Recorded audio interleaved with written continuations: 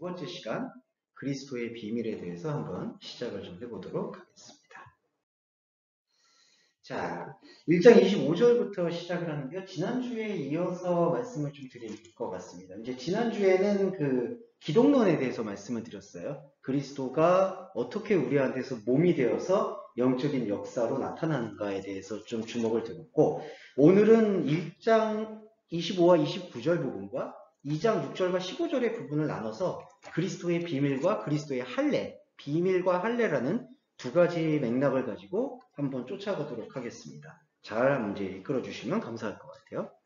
자, 이제 한 말씀을 보면서 그냥 분석을 하겠습니다.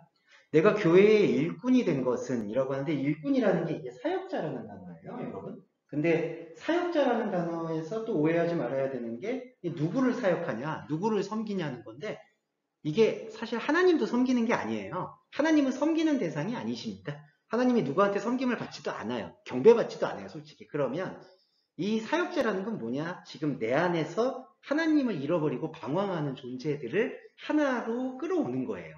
이제 이게 섬긴다는 거예요. 그러니까 내 안에 다른 하나님을 모르고 있는, 다른 복음에 예속되어 있는 나를 복음 안으로 끌어오는 과정. 근데 그 과정이 되게 조금은 지난하다고 할 수 있죠. 고달프다고 할 수 있죠.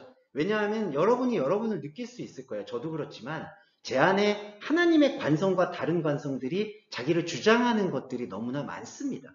네, 그래서 그런 것들을 인내심을 가지고 계속 끌어와야 되기 때문에 그거를 섬긴다라고 얘기한다고 볼 수 있어요. 그래서 바울이 교회의 일꾼이 됐다는 건 1차적으로 자기 자신 안에서 하나님을 잃어버리고 방황했던 그 모든 것들을 섬김의 대상으로 삼고 데리고 오는 상태를 일꾼이라고 보시면 되겠습니다.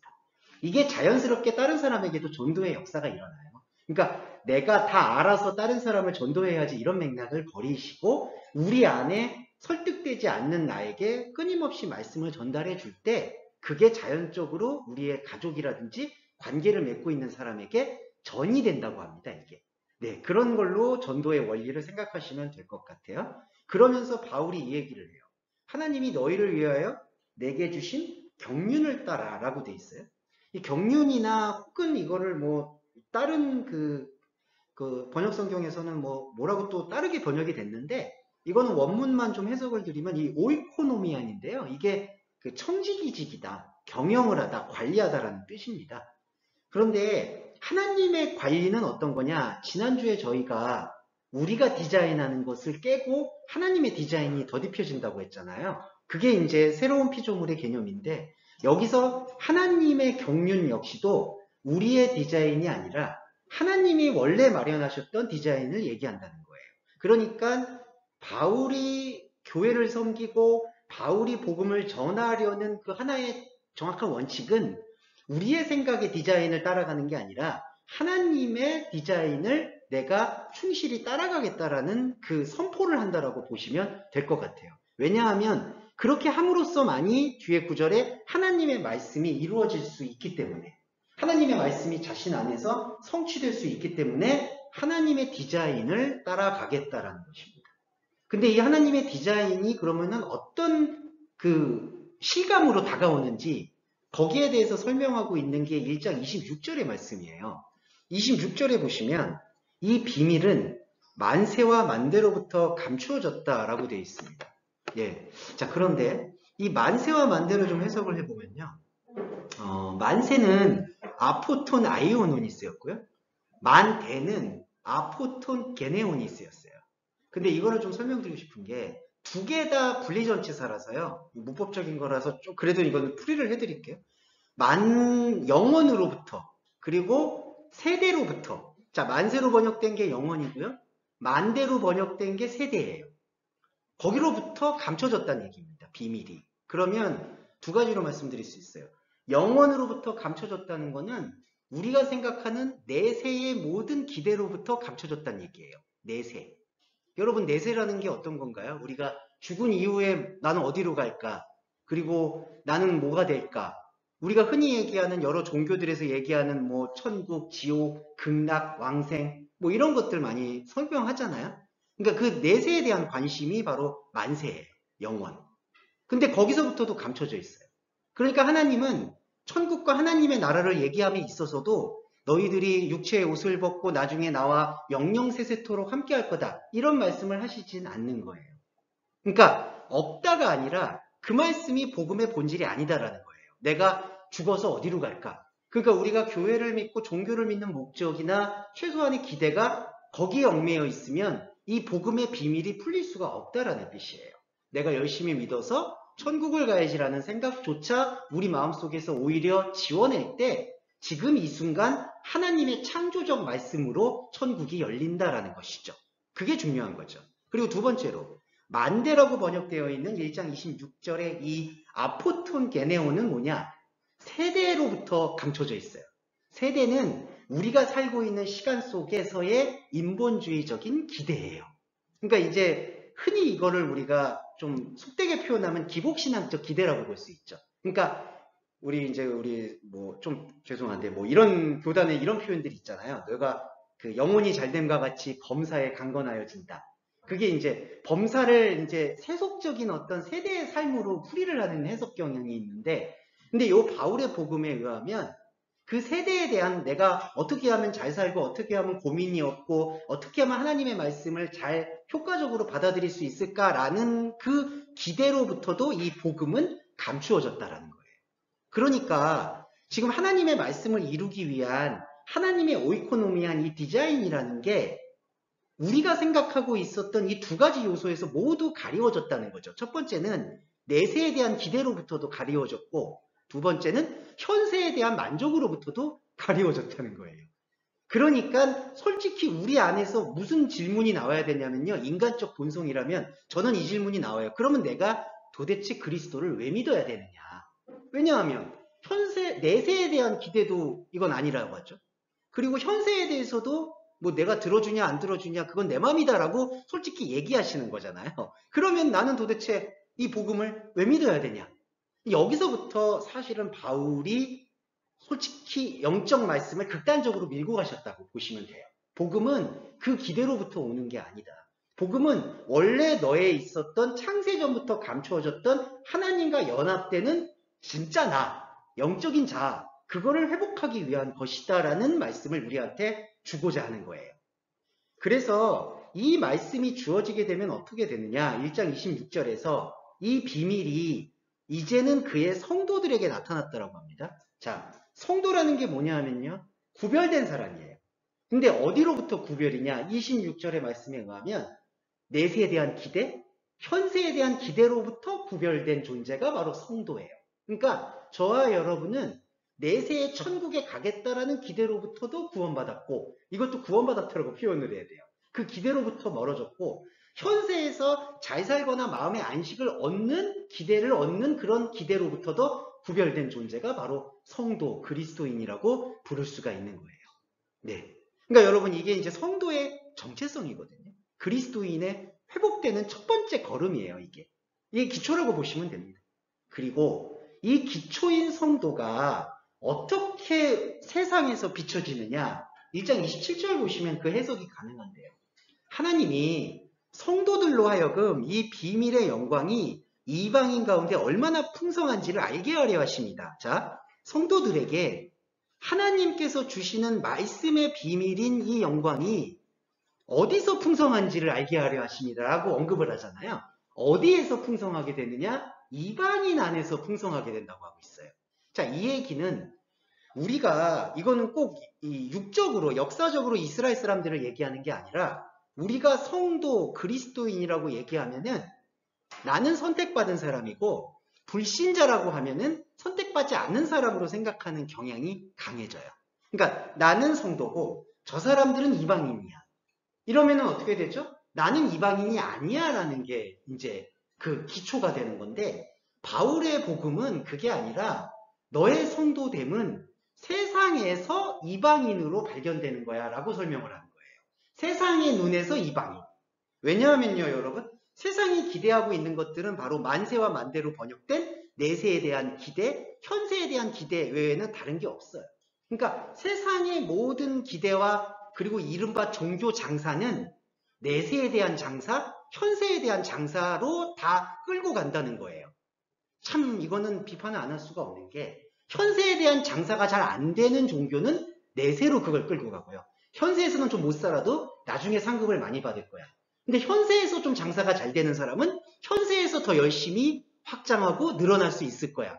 근데 솔직히 이 두 장사 외에는 관심이 끈이 없는 거예요. 그러니까 비밀은 묻혀진 거죠. 그래서 비밀을 깨닫고 비늘과 함께하는 그리스도인은 세상의 눈에서 완전히 이방인이 되는 겁니다. 그래서 이방인 안에서 하나님의 비밀의 영광의 풍성함이 드러나는 거예요.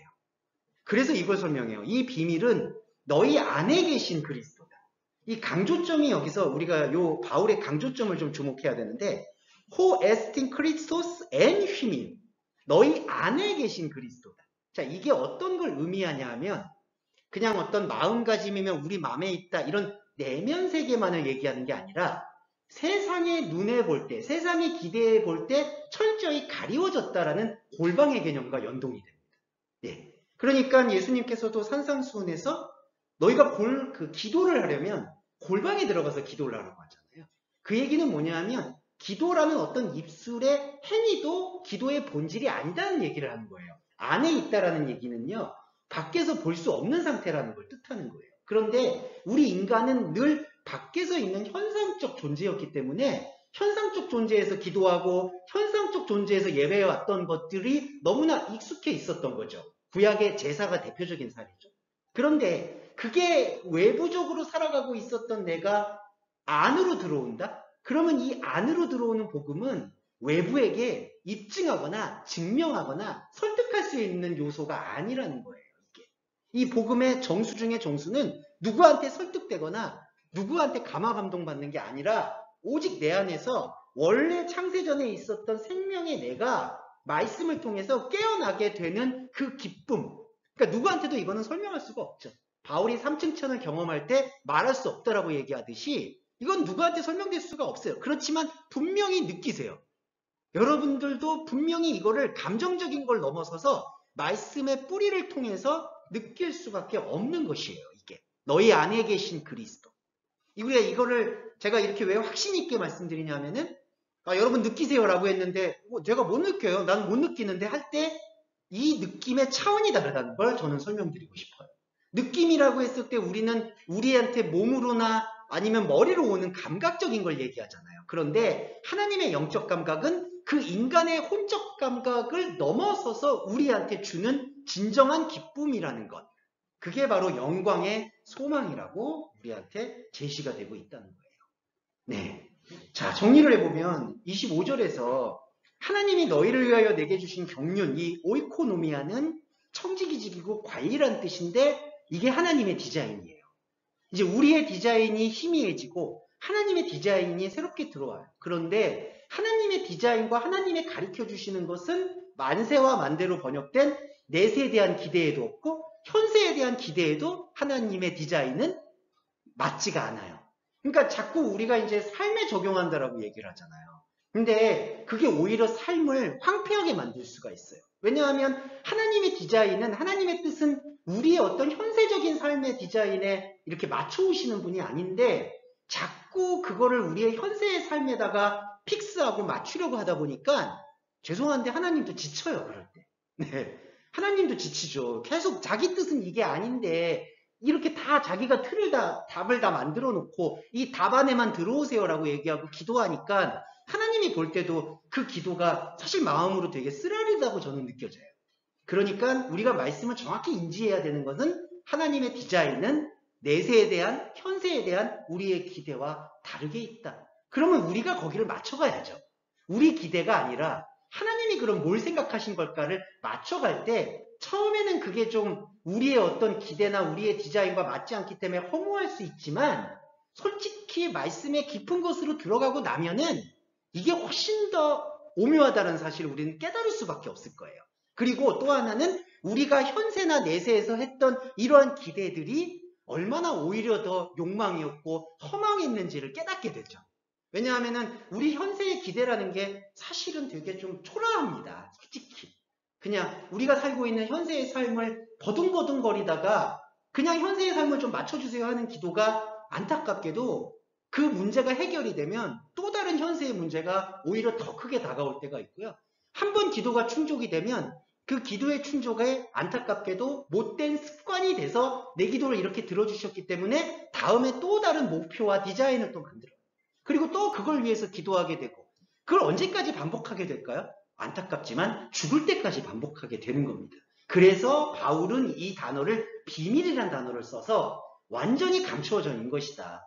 그러니까 우리 디자인에 한 터럭도 보이지 않는다라는 사실을 강조하고 있는 거죠. 그게 바로 영광의 소망이다라는 단어로 표현해 주신 것 같아요. 힘들지만 이 부분이 우리한테 여전히 쓰라리게 좀 와닿아야 할 것 같아요. 그러면서 28절에서 우리가 글을 전파하여 각 사람을 권하고 각 사람을 가르친다라고 했을 때, 그리고 각 사람, 한글 번역에서는 이렇게 각자 사람이라고 번역이 됐는데, 이건 다 바울의 그 수사학이라고 해서 바울이 쓰는 그 습관이 있는데, 그 습관을 유추해 보면 이렇습니다. 판타 안드로폰, 판타 안드로폰, 판타 안드로폰이 3번 쓰이는데, 이거는 모든 사람이라는 뜻이에요. 그런데 바울이 모든 사람이라고 표현할 때에는 다시 한번 확인해 주시면 좋겠는데, 이게 자신의 인생 안의 모든 활동성을 얘기한다고 보는 게 1차적 해석이 돼야 돼요. 네. 그러니까 이게 열방의 모든 인류, 모든 사람들을 얘기하는 거는 부차적, 그러니까 2차적인 해석이고, 진짜 의미는 내 안의 모든 인생, 그 내 안의 모든 인생을 바울은 판타 안드로폰, 모든 사람이라고 표현을 한 거예요. 그러니까 우리가 글을 전파한다고 했을 때, 자, 바울이 지금 1인칭 복수를 썼죠. 우리. 그럼 바울이 이거는 어떤 우리일까요? 골로새 교인들을 염두에 둔 건 2차적인 거고, 본질적인 건 바울 안에 들어오신 그리스도. 그러니까 그래서 바울이 우리라고 표현을 하는 거예요. 이건 왜 우리라고 자꾸 강조할까요? 이 말은 바울의 나의 지적이고 나의 어떤 학식이다 머리에서 나오는 말이 아니다. 이거는 그리스도와 연합된 전파다라는 걸 강조하기 위해서 우리를 쓴다라는 걸 주목해 주셔야 돼요. 그러니까 이게 바울의 자기 낮춤이라고도 볼 수가 있죠. 자, 그리고 그리스도를 전파해요. 그런데 그리스도를 캐리그마 누구한테 전파하느냐? 모든 사람에게 전파한다고 보는 거예요. 바울 안에 있는 모든 인생에게.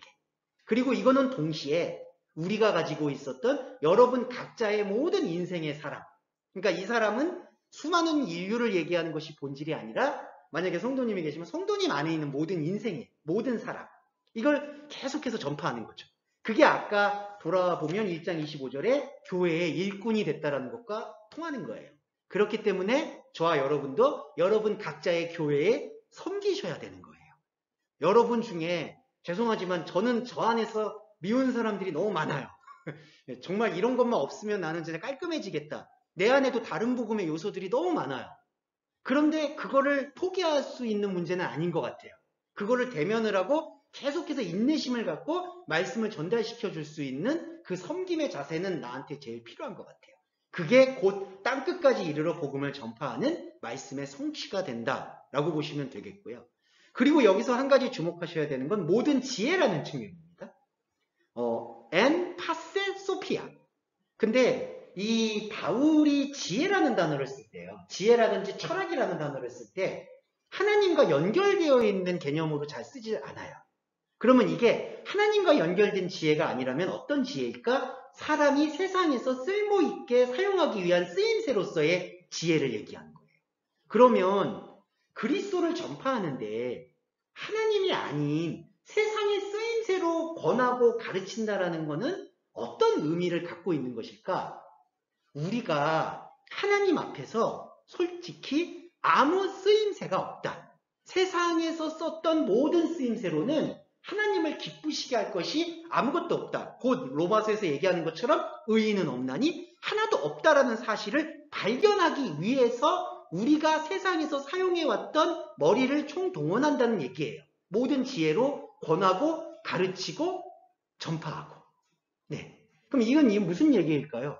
자, 그리스도를 전파하는데 왜 우리의 지혜를 동원할까요? 우리의 지혜로 바울도 설명을 하고 우리의 지혜, 곧 우리의 디자인 안으로 하나님의 디자인을 끌고 오려고 했던 모든 노력이 바울이 회심하기 이전의 바울의 노력이었어요. 그 노력은 상상을 초월하죠. 바울이 율법을 통달한 것은 솔직히 그 당대의 율법사들의 차원을 넘어서요. 요즘 말로 클래스가 달라요. 바울이 율법을 외우고 적용하고 이해하는 그런 태도는 거의 천재적이라고 할 수 있었다는 게 증언들이에요. 그런데 바울이 그 지혜를 동원해서 그리스도를 전파할 때 뭐가 나오죠? 내가 가진 이 지혜가 배설물이 되었다라고 표현을 하잖아요. 그러니까 바울은 모든 지적인 말과 철학적인 말을 동원해서 그리스도를 표현하는데 그리스도는 결국 그 디자인 안에, 내가 말하고 있는 디자인 안에는 결코 담기지가 않는다. 이거는 곧 내 안에 하나님이 없구나라는 사실을 깨닫게 되는 거예요. 그러니까 여러분, 이 깨달음은요, 뭐 자학하는 깨달음이 아니에요. 축복이에요. 오히려 내가 하나님과 다르다는 걸 아는 거는 복 중의 복이에요. 왜냐하면 그 다르다는 것을 깨달음으로써 하나님의 보내신 그리스도가 나를 하나님과 하나로 만들어준다는 사실을 깨달으니까 이게 은혜거든요. 나는 땅에 있고 그분은 하늘에 있는데 그 하늘에 계신 분이 나를 섬겨서 나와 함께 하나를 만들어주신다라는 이 놀라움, 이게 바울이 볼 때에는 이해할 수 없었던 기이한 신비 중의 신비였다는 거죠. 그게 28절의 뒷문장에 있는 그리스도 안에서의 텔레이오스, 완전한 자로 세운다는 겁니다. 여러분, 산상수훈에서 하나님이 예수님이 이런 말씀을 하시죠.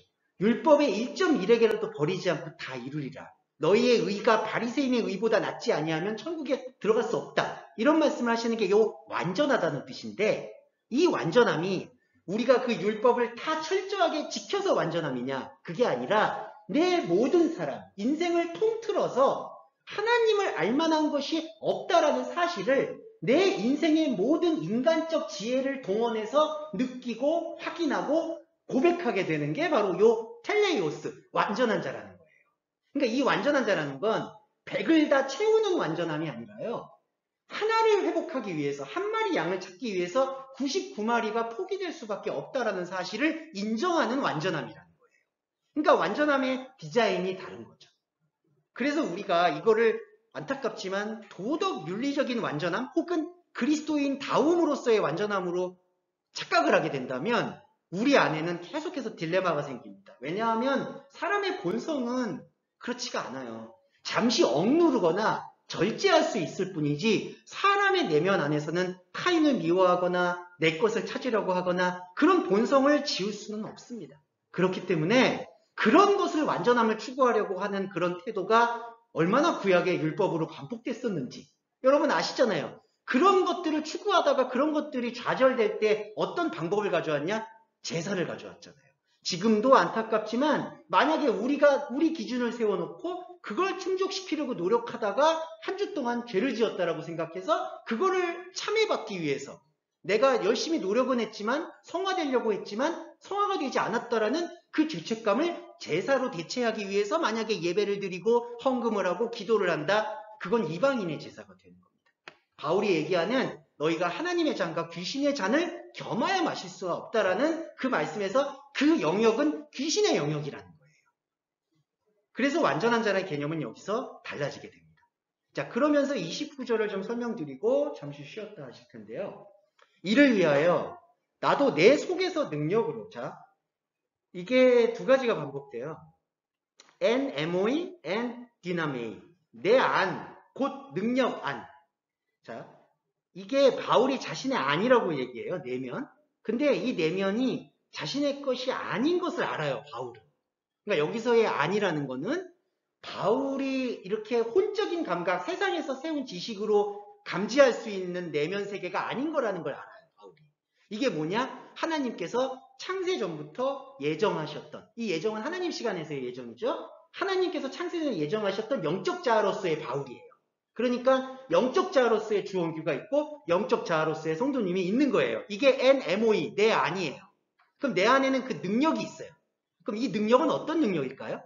혼적이거나 육적인 능력을 얘기하는 게 아니라 하나님을 만나고 하나님과 교감할 수 있는 능력을 얘기해요. 내 안에, 능력 안에. 그러니까 여러분, 내 안과 능력 안은 동일한 단어예요. 동일한 뜻입니다. 그러니까 바울 안에는 능력이 있어요. 근데 그 능력이 역사예요. 역사라는 건 뭐냐면요. 기억한다는 얘기가 있습니다. 기억. 그러니까 일을 함으로써 기억해내요. 무슨 뜻이냐. 내 안에 바울도 알지 못했던 영적 자아의 자리 안에 그게 능력이죠. 그 능력을 역사, 곧 기념, 하나님을 만날 수 있도록 만들어내는 존재가 있어요. 내 능력으로 역사하시는 이 역사하시는 이가 누굴까? 바로 그리스도라고 볼 수가 있어요. 그러니까 우리 안에 우리는 영적 죽음으로 인해서 이 영적 자아를 보지 못하는데 영적 자아를 일으켜서 우리 안으로 역사에서 흡수할 수 있는 그 역사하는 존재가 있다는 거죠. 그게 바로 그리스도예요. 그런데 이제 중요한 거는 내 안에서 역사하잖아요. 첫 번째 역사가 나왔죠. 근데 이 역사는 우리가 생각하는 그 어떤 현상적인 것으로 감지가 안 돼요. 이거는 세상에서 감지가 되지 못하는 거예요. 아까 말했던 비밀과 같아요. 자, 첫 번째 역사. 역사하시는 이. 역사하시는 이가 그리스도잖아요. 근데 역사를 하시잖아요. 그리스도가. 근데 그 역사가 우리 안에서 느껴지지가 않아요. 영적으로. 왜냐하면 우리 영적으로 죽어 있으니까. 그러니까 내 안에서 역사하는 이 역사를 그리스도는 내 밖으로 끌어와서 표현하는 거예요. 그게 여러분 역사하시는 이의 역사를 따라. 이거 좀 약간 어렵죠. 그런데 뭐냐? 첫 번째 역사는 우리가 느낄 수 없는 역사예요. 그러니까 하나님 차원에서 움직이는 역사예요. 그런데 하나님 차원에서만 움직이게 되면 우리가 그걸 못 보고 못 느끼잖아요. 그러니까 하나님 차원에서 느끼는 그 역사를 보이는 우리에게 보여주는 역사로 나타나신 거예요. 우리가 신약 성경에 볼 때 예수님의 공생애가 바로 그거예요. 뒤의 역사. 첫 번째 역사는 하나님의 주권적 역사예요. 움직여요. 우리 안에서 지금 충만하게 움직여요. 그런데 우리 그건 못 잡아, 못 느껴. 영적으로 죽어 있으니까. 그러니까 영적으로 죽어 있는 우리에게 그리스도는 영적인 세계가 아니라 그냥 육적인 세계로 짠 나타난 거예요. 네, 그게 바로 역사하시는 이의 역사를 따라 이걸로 보시면 됩니다. 그래서 육적으로 나타난 그리스도의 역사를 통해서 우리가 느껴야 되는 거는 이게 육적으로 예수 그리스도가 나타나셔서 귀신도 쫓아내고 병도 고쳐주고 5,000명도 먹이셨는데 이게 가만히 들여다보니 현세와 내세의 기대와 맞는 얘기를 하는 게 아니다라는 걸 발견하는 거예요. 이게 무슨 얘기냐 아시겠지만 5,000명을 먹이잖아요. 그러면 대부분의 성령을 체험하지 못한 그때 제자들이나 사람들은 아 예수님을 잘 따라다니면 굶어 죽지는 않겠구나라는 기대가 생기죠. 근데 예수님이 그거에다가 만족하시지 않잖아요. 그 현세의 기대를 늘 배반하시잖아요. 그러니까 우리가 말씀을 접하게 될 때 첫 번째 초기 믿음이라고 얘기하는 거는 이 후자의 역사, 현세적으로 육적으로 역사에서 나타나세요. 그러니까 여러분 솔직히 여러분들 안에도 다 간증의 체험이 있으실 거라고 봐요. 방언을 하실 수도 있고 뭐 혹시라도 예언적인 은사가 있으실 수도 있고 아니면은 어떤 마음의 감정적인 뜨거움들이 있고요. 그리고 실제로도 정말 위험해서 건지시는 일도 있고요. 자, 그런 게 다 후자의 역사예요. 근데 예수님의 그리스도가 원하시는 진짜 뜻은 뭘까요? 이 후자의 역사에 머무르는 게 아니잖아요. 그 후자의 역사를 경험한 우리에게 말씀의 깊은 것, 곧 비밀을 알려주셔서 현세와 내세에서 전혀 바라보지 못했던 하나님의 유일한 디자인된 그 완전함, 그거를 보여주시겠다는 거죠. 그게 가장 순수한 복음이라는 거예요. 그런 의미에서 그게 순복음입니다. 이제 모 교단과는 좀 다른 의미예요. 그게 순복음. 예. 그러니까 우리가 생각했던 디자인했던 복음이 아니라 하나님께서 그 디자인, 사람의 디자인을 완전히 분쇄하고 철저하게 폐허가 된 그 자리에 광야에서 나타나는 진짜 하나님의 경륜. 그게 말씀의 비밀이라는 거죠. 그래서 우리는 순서가 이렇습니다. 역사하시는 이의 역사를 따라가요. 첫 번째. 그러니까 현상적 역사.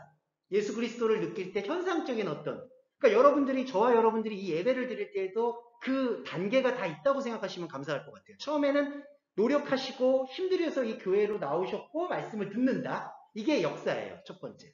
근데 두 번째로 근데 이 역사를 들었는데 우리는 지금 복음에 무엇을 얘기하죠? 그 밖에서 만족하거나 밖에서 해소되는 내세나 현세의 축복에 대한 얘기가 다 거두어져요.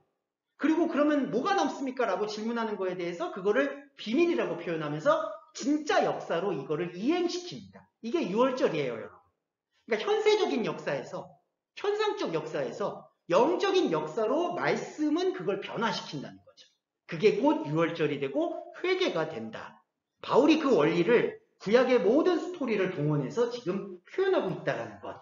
조금 그거에 집중하셔서 묵상하시면 좋을 것 같아요. 자, 첫 번째 시간이 그리스도의 비밀이었습니다. 네. 잠시 쉬셨다가 두 번째 보실게요. 자, 계속 좀 이렇게 말씀이 이제 이해가 되시거나 안 되시거나 조금 마음만 열어두시고 계속 이렇게 품어주시면 좋을 것 같아요. 네. 자, 같이 또 이제 두 번째 시간을 좀 나눠. 자, 이제 2장 6절부터 또 이제 따라갈 텐데요. 2장 1절하고 5절은 이제 뭐 그리스도의 지식에 대해서 깨닫기를 원한다. 내가 몸으로는 떠나 있으나 마음으로는 같이 있다. 이제 이런 말들을 좀 해요. 예, 저는 바울이 그게 뭐 진심이 아니라고 생각하지는 않아요. 근데 바울이 그 인사말할 때 영혼이 없는 게 느껴지긴 해요. 무슨 말이냐면은 뭐 육신으로는 떠나 있으나 마음으로는 함께 있다. 사람 그런 거 있잖아요. 그냥 이렇게 오랜만에 친구 만났는데 그냥 영혼 없이 하는 거 그냥 아 그래 잘했어. 근데 사실 예, 이 삶에 대한 얘기에서 바울이 좀 약해요. 그러니까 사람들이 그때도 아마 고민들을 많이 얘기하나 봐요. 왜냐하면 그때는 우리 시대보다도 더 어려웠을 시기 같거든요. 로마 지배도 받고 있죠. 유대교들은 갈구죠. 그러니까 이게 기독교가 아주 신흥 종교라서 운신의 폭이 되게 좁으니까 별별 카운셀링이 다 있었을 것 같아요. 바울한테 이건 어떻게 합니까? 저건 어떻게 합니까? 근데 바울이 그런 거에 대해서는 약해. 뭐 얘기하다가 그냥 알아서 잘하세요 이런 느낌이에요. 그냥 그 얘기는 우리가 잘 짚어야 돼요. 아 그건 우리가 알아서 해야 되는 거구나 라는 거를 잘 짚어주시면 좋을 것 같습니다. 그런데 본질적으로 들어오면은 아예 성격이 달라져요. 바울이 얘기하는 게 그게 이제 2장 6절부터 시작을 합니다. 요거는 간단하게 정리를 조금 이제 쭉 하면서 말씀을 드릴게요. 머릿속과 마음으로 잘 이해를 해주시면 좋을 것 같아요. 6절에서 자 그리스도 예수를 주로 받았다라고 하잖아요. 그게 아니라요. 그리스도 예수 주를 영접했으니 그러니까 그리스도 예수를 퀴리오스 주로 받았다라는 개념이 아니라요. 그리스도 예수 주를 영접했다라는 거예요. 자, 이 얘기가 무슨 뜻이냐면요. 그리스도 예수를 우리가 영접하잖아요. 그런데 아까도 후자의 역사가 있고 전자의 역사가 있잖아요. 그리스도 예수를 우리는 영접했다라고 생각하지만 안타깝게도 우리 디자인 안에 딸려 들어오는 건 퀴리오스예요. 네. 그러니까 그리스도 예수를 일단 주님으로 받아들인 거예요. 그래서 그 안에서 행한다는 건요. 이걸 계속 분리해내는 작업, 성도의 작업이 있어야 되는 거예요. 그러니까 우리가 예수 그리스도를 영접했다라는 건요. 사실 우리가 생각하고 있는 퀴리오스까지 다 같이 갖고 들어온 거예요. 그러니까 그 안에서 이게 말씀으로 계속해서 이 리프레싱, 그러니까 환기가 되어야만 되는 거예요. 그게 바로 그리스도인의 삶이에요.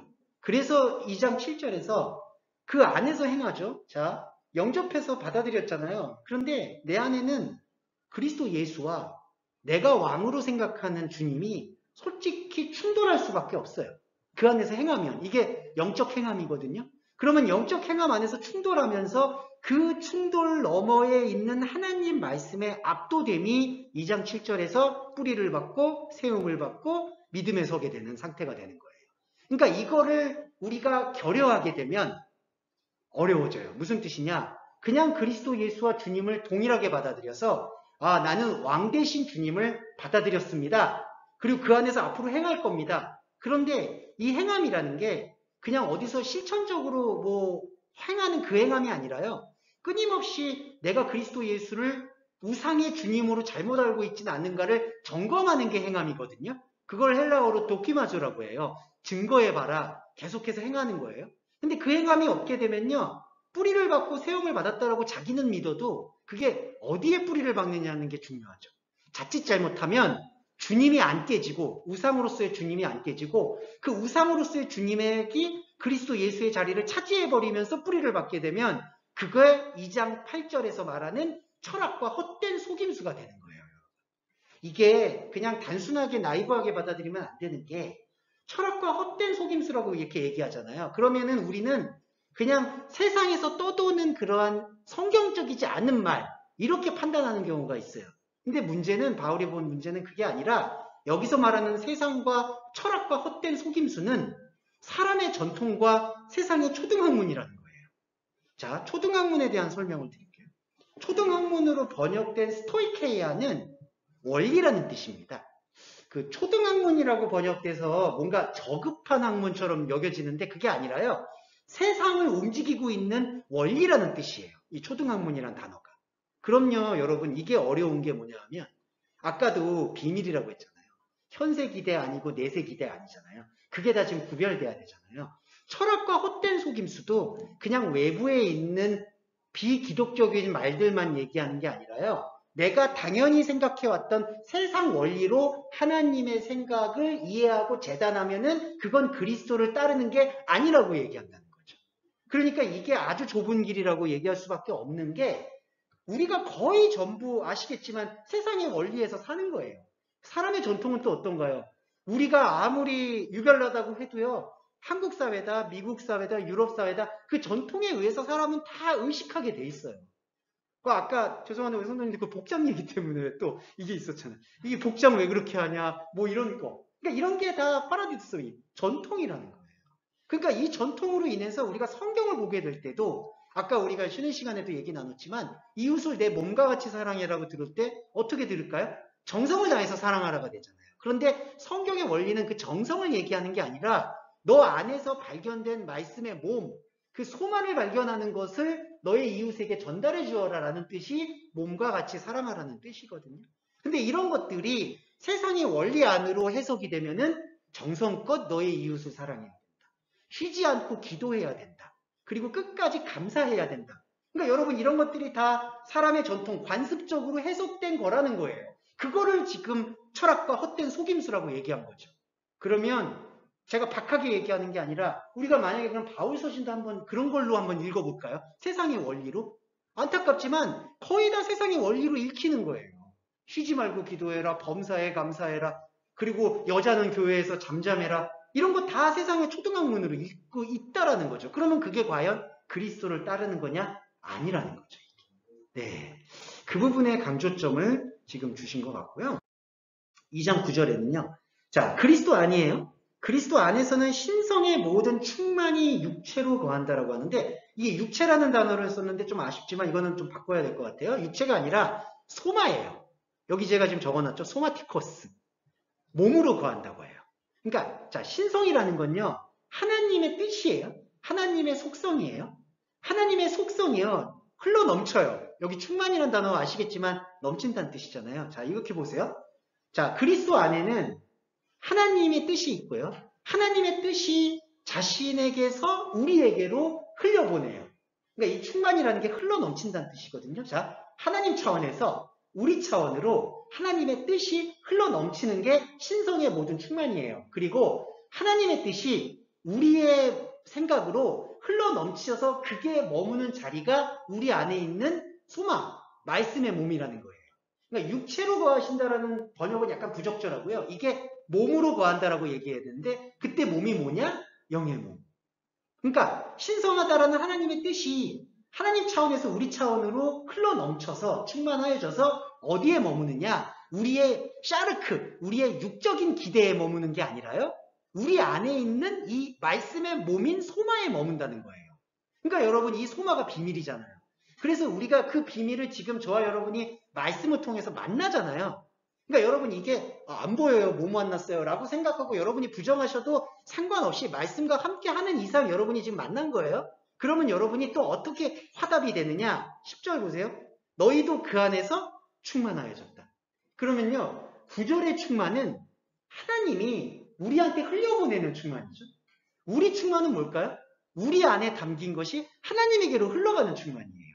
그러니까 이게 바로 영적인 순환인데 하나님은 우리한테 생명을 보내주고 우리는 그 생명을 받아서 하나님에게 화답하고 이 대화, 이게 이제 영적 커뮤니케이션인데 이 커뮤니케이션이 점점 확장될수록 우리는 세상에서 없는 존재가 되는 거예요. 구약에 말하는 에녹과 같은 존재가 되어갑니다. 그러니까 저와 여러분이 지금 그 움직임을 갖고 있는 거예요. 그러면서 통치와 권세의 머리로 들어와요. 그리스도가. 자, 이거 잘 염두에 두세요. 10절에 지금 통치와 권세 얘기하죠. 근데 이 통치와 권세는 우리가 생각하는 통치와 권세의 원리는 어디에 기대어 있느냐? 아까 8절에서 세상의 초등학문. 왜냐하면 여러분 통치한다, 권세한다가 다 질서, 다스리는 것, 권위 이런 거잖아요. 그게 다 어디에서 지금 우리가 디자인했느냐? 세상의 초등학문, 세상의 원리에서 다 기인한 거예요. 근데 거기에 지금 그리스도가 머리로 들어와요. 이게 어떻게 될까요? 우리가 생각하는 세상의 초등학문이 부서집니다. 이제. 그거를 바울이 깨닫고 있어요. 그건 이제 마지막 절에 나오는데 한번 말씀드려 볼게요. 자, 그래서 우리가 생각하는 세상의 초등학문 안으로 그리스도의 머리가 지금 들어온 거예요. 이게 창세기 1장 1절 여러분 태초 안으로 기억하시면 돼요. 우리 머리 안으로, 통치와 권세 안으로 그리스도, 하나님이 보내신 그리스도의 머리가 함께 들어온 거예요. 이걸 연명해 보시면 11절이 되는데, 그 안에서 너희가 손으로 하지 아니한 할례를 받았으니 육의 옷을 벗는 것이요 그리스도의 할례다. 자, 손으로 하지 않은 할례가 뭘까요? 영적 할례인데, 이 영적 할례는 말씀만이 할 수 있는 할례라는 거예요. 손으로 했다라는 건요, 다 우리가 디자인하거나 우리가 실천한 것들이에요. 근데 바울은 아주 철저하게 그런 의미로 의의는 하나도 없다. 그러니까 그런 식으로 우리가 손으로 행해서 뭔가를 하나님께 영광을 돌릴 수 있는 것은 아무것도 없다라는 걸 고백하는 게 바로 손으로 하지 않은 할례가 되는 거예요. 자, 그러면 말씀이 어느 순간 나를 덮어요. 이게 12절이에요. 너희가 세례로 그리스도와 함께 장사되고, 예, 이 세례라는 게 밥티스마가 뭐냐면은 물에 잠긴다는 뜻이거든요. 근데 이때 말하는 물은 두 가지 의미가 있는 게, 하나는 우리가 생각하고 있는 욕망에 대해서 죽는 거예요. 그러니까 바다에 대해서 내가 죽는 거예요. 그 요나처럼, 요나의 기적처럼 바다에 대해서는 죽는 거고, 새로운 물, 생명을 낳을 수 있는 물에 대해서는 살아나는 거를 바로 세례라는 밥티스마 안에 묻어 있는 거예요. 그래서 너희가 세례로 장사된다는 건 우리의 옛자라고 얘기할 수 있는 바다를 동경하고 있고, 바다 안에 숨쉬고 있는, 구약으로 말하면 큰 물고기, 신약의 계시록으로 말하면 옛뱀, 용이 살고 있는 곳에 대한 것에 대해서는 우리가 죽는 거예요. 그러니까 더 이상 용 여러분 아시지만 용은 다 허상이에요. 근데 용에서 여러분 사단 나오고 마귀 나오고 옛뱀 나오고 다 나오죠. 그러면서 이 세상의 권세가 거기를 다 따라간다라고 계시록에서 표현되고 있잖아요. 그러니까 세상의 원리는 원래 하나님과 전혀 상관없는 것을 다 왕으로 세워놓고 움직이고 있는 거예요. 그리스도인은 거기에 대해서 죽음을 발견하는 거예요. 그러면서 반대로 하나님의 역사를 믿음으로 말미암아 하나님의 몸, 우리가 알고 이제 이 현상적인 초등학문에서는 증명이 안 되지만 우리 안에 분명히 자리 잡고 있는 그 몸을 통해서는 부활, 곧 일으키심을 받았다라고 표현을 하는 거예요. 네. 자, 이 부분이 우리한테 여겨질 수 있고, 시간이 좀 많이 지났는데 조금만 더 할게요. 제가 지금 6분이네. 예, 한 15분까지만 허락해 주시면 바로 말씀드리겠습니다. 이게 2장이 더 분량이 많았네요. 자, 13절에 범죄와 육체의 무할례로 죽었던 너희를 하나님이 그와 함께 살리시고 모든 죄를 사하셨다. 여러분, 이게 13절에요. 그 범죄와 죄는 같은 단어를 써요. 이 범죄라고 번역된 게 파라푸토마타, 죄라고 번역된 것도 파라푸토마타. 이게 뭐냐면 허물이란 뜻인데요. 허물은 어디에서 기인을 하냐면요, 이게 범죄했다, 죄지었다, 죄의식 이런 것을 염두에 두고는 있지만 더 깊이 들어가면은 하나님과는 전혀 무관심한 채, 하나님과는 무관심한 채 내가 가지고 있는 뭔가 결여되고 결핍된 것들을 채우려고 노력하건 상태, 그 전부를 범죄라고 얘기해요. 허물은 왜 생기냐면은 내가 만족을 못하게 생기는 거예요. 내가 뭔가가 부족함을 느끼고 그 부족함을 채울 때 하나님이 나를 인정해 주실 거야 라는 생각을 갖고 있는 그 생각과 그 생각에서 파생된 모든 상태와 행동이 파라푸토마타라는 거예요. 그래서 이 파라푸토마타라는 것은 우리가 보고 있는 열거되고 있는 약간 비윤리적이나 비도덕적인 그런 범죄만을 얘기하는 게 아니라요, 하나님의 진리 말씀에 대해서 무관심한 채 벌어지고 있는 모든 양상이 모든 양상이 다 범죄라는 거예요. 예, 범죄라는 단어의 뜻은 바로 거기에 있는 거죠. 그러면 그 범죄를 사한다는 건 뭐냐면요, 이건 우리한테 주는 메시지가, 이 범죄에 대해서 사한다는 단어가 카리사메노스인데요. 이 단어는 뭐냐면은 효력을 정지시킨다는 뜻이에요. 효력이 정지된다. 그러면 여러분이 만약에 차를 몰고 있거나 집 문서가 있는데, 집 문서에 대해서 이게 효력이 만약에 이제 정부에서 아예 정지를 시켜버린다. 그럼 여러분 이 집이 더 이상 쓸모가 없는 거죠. 여러분 집이 아닌 거예요. 이걸 깨닫게 해주는 거예요. 우리가 하나님한테는 무관심한데 우리 안에는 종교성이 있어서 계속 뭔가 내 결핍을 메우려는, 그게 바로 선악과 패러다임이거든요. 그 선악과 패러다임으로 계속 활동을 해요. 그런데 복음이, 그 비밀이 우리한테 그냥 쉽게 말씀드리면, 야, 너 그거 해도 하나님이 안 봐. 이것을 발견하게 해주는 게 모든 죄를 사한다는 단어예요. 여기서 사한다는 단어는 용서해준다라는 단어가 본질이 아니라 너가 지금까지 하고 있었던 하나님의 진리 말씀에 무관심했던 모든 일들은 효력이 없어. 근데 우리가 아까 현세에 대한 기대, 내세에 대한 기대로 사실은 신앙생활도 했었고, 신앙생활이 아니더라도 먹고 사는 것도 뭔가 의미를 두고 막 하잖아요. 근데 그거를 복음의 진실 앞에서는 효력이 없다라고 느껴지는 순간 우리 안에는 솔직히 그럼 내가 왜 살아야 돼? 그럼 내가 하나님 왜 믿어야 돼? 아까 첫 번째 시간에 말씀드렸던 그 질문이 분명히 와요. 이거를 대면하는 게 이제 고난입니다. 아시겠지만 여러분 이게 고난이에요. 그럼 내가 굳이 이렇게 그 주목사 말도 어렵게 하는데 이런 말 들어가지고 꼭 이거 생고생을 해야 되느냐? 분명히 여러분의 무의식이나 의식 안에 이제 그게 들어오죠. 제가 또 이 내공이 부족한지라 말도 이제 좀 더럽게 어렵게 하고 이제 설명도 되게 모호하게 하니까 도대체 이걸 왜 들어야 되는 게 바로 요 효력이 정지된 것 이후예요. 근데 여러분 그게 비밀이에요. 그러니까 그거를 우리가 저도 이렇게 어떻게 설명드릴 수가 없는데 그거를 계속해서 취하게 나가는 때 십자가의 생명력이 진짜 생명력이 드러날 수밖에 없다라는 것 그거를 꼭 말씀드리고 싶어요. 그러니까 막 제가 막 끄집어내서 이런 거 느껴져요 라고 얘기 드리고 싶고 그렇게 간증을 하고 싶지만 그건 각자의 영역이기 때문에 그건 간증될 수 있는 영역은 아닙니다만 확실하게 말씀드릴 수 있는 건 그 법조문이 14절에서 말하고 있는 그 법조문, 허물 이런 모든 행동들 이거 2장 14절 넘어가서 말씀드릴게요. 거스르고 불리하게 만드는 법조문 이거 누가 썼냐면요. 다른 사람이 쓴 게 아니에요. 우리가 쓰는 거예요. 사실은 안타깝지만 사람의 전통과 세상의 원리를 따를 수밖에 없었던 우리가 법조문을 써요. 그래놓고 스스로 그게 불리하게 돼요. 네. 그러니까 스스로 괴로워지는 거예요. 이 법조문을 써놓고. 그러니까 복음은 법조문이 아닌데 내가 스스로 하나님한테 나 이거 할 거예요. 나 이렇게 할 거예요. 나 이거 지킬 거예요. 하고 스스로 다 이렇게 계획을 쓰고 플래닝을 만들고 디자인을 하는 거예요. 그게 법조문이에요. 근데 결국 그 법조문은요. 저와 여러분에게 허물만 쌓게 만드는 거예요. 하나를 성취했다고 해도 또 다른 게 보이고요. 또 다른 게 해소됐다고 해도 또 다른 문제. 끊임없어요. 끊임없어. 지옥입니다. 정말. 그게 법조문으로 쓴 증서인데 그거를 십자가에 못 박았다고 얘기하는 거예요. 십자가라는 게 결국 인간이 갖고 있는 모든 행동의 효력 전기를 선포한 힘이기 때문에 왜냐하면 예수님을 따랐던 제자들이든 누구든 모든 자기들은 다 하나님을 섬기는 방식이거든요. 근데 하나님을 섬기는 방식이 정작 하나님의 아들을 못 박았잖아요. 그래서 그 십자가의 깨달음은 내가 썼던 이 법조문, 이 허물이 하나님 앞에서 아무 효력이 없구나. 내가 지금까지 드렸던 제사는 정말 아무 의미가 없구나라는 사실을 깨닫게 되는 게 십자가 복음이라는 거죠. 십자가에 못 박았다라는 것 안에서 이것은 더 이상 변명의 여지가 없다라는 걸 바울이 정확하게 얘기하고 있는 거예요. 자, 그리고 마지막으로 제일 헷갈리는 부분은 이건 좀 설명을 드릴게요. 15절에 보시면요. 통치자와 권세를 무력화하여 드러내어 구경거리 삼고 십자가로 그들을 이기셨다라고 하거든요. 근데 이거는 제가 좀 대비해서 말씀을 드릴게요. 자, 이기셨다라는 단어가 뭐가 있냐면요. 요건 약간 설명을 드리고 가야 될 것 같아서 제가 좀 말씀을 드릴까 합니다.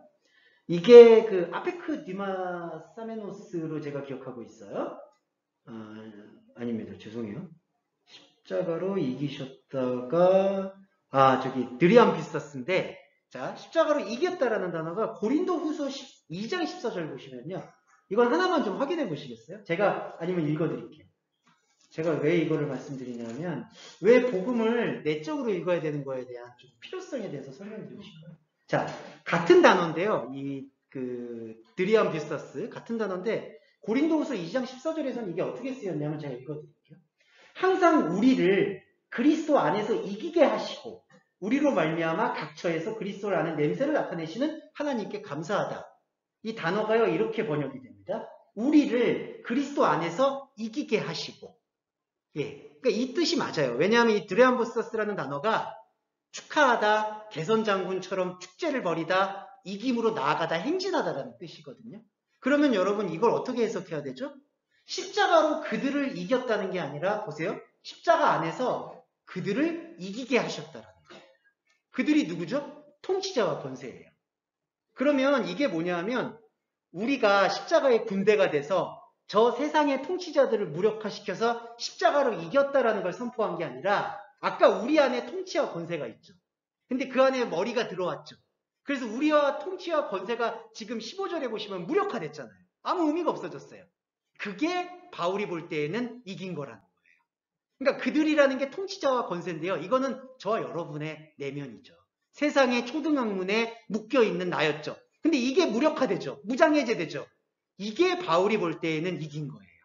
그러니까 십자가가 통치자와 권세를 이긴 게 아니라 통치자와 권세가 무력화된 게 십자가 안에서의 승리라는 거예요. 이거 이해되시죠? 이게 이해가 안 되면은, 그러니까 이게 좀 잘못 이해가 되면 어떻게 되냐면 십자가 군사들은 저 세상 권세를 십자가로 이겼다라고 선포하는 거예요. 근데 이거는 단어가 그런 뜻이 아니라는 거죠. 우리 안에 있는 통치와 권세가 무력화된 것이 십자가 안에서의 승리다. 이렇게 될 때요, 여러분, 허무할 수 있어요. 자, 그렇죠. 아까도 말씀드렸지만 그럼 내가 왜 믿어야 되지라는 게 있어요. 그렇지만 그 앞에 들어오는 십자가 복음이 여러분을 그냥 놔두질 않아요. 여러분을 계속 십자가 앞으로 인도하게 돼요. 그게 승리예요, 여러분. 이 승리라는 거는 비밀을 깨닫게 되는 거고, 그 비밀을 깨닫게 되면은 세상에 대해서 내가 아무 의미가 없어도 그래도 나는 하나님의 말씀으로 그 말씀만으로 기뻐할 수 있는 상태가 돌입되는 거예요. 설령 감정적이나 머리로 여러분한테 이게 체감이 안 돼도요, 죄송한데 꾸역꾸역 받아들여 주시면 좋겠어요. 왜냐하면 사람이 체감이 안 된다고 해서 이 말씀의 흐름이 없는 게 아니거든요, 절대로. 근데 이게 현혹인 게 제가 높아시면서 계속 저도 저 자신한테 얘기하는데 이게 느껴지지 않는다고 해서 또 다른 것들을 추구하게 되는 경우가 제 주변에서도 너무 많이 보이기 때문에 계속 좀 당부드리게 되는 것 같아요. 네. 그래서 우리가 좀 힘들지만 이렇게 원문으로 바르게 해석을 하는 이유는 뭘 이겼는지 우리가 똥인지 오줌인지는 가려야 되잖아요. 내가 그 통치자 권세를 이기면은 이거는 말이 이상해지는 거잖아요. 내 안에 통치와 권세가 무력해진 게 바로 승리다. 그렇게 생각을 해주시면 될 것 같아요. 네. 제가 오늘 좀 시간이 오바됐지만 이렇게 마무리를 좀 해보도록 하겠습니다.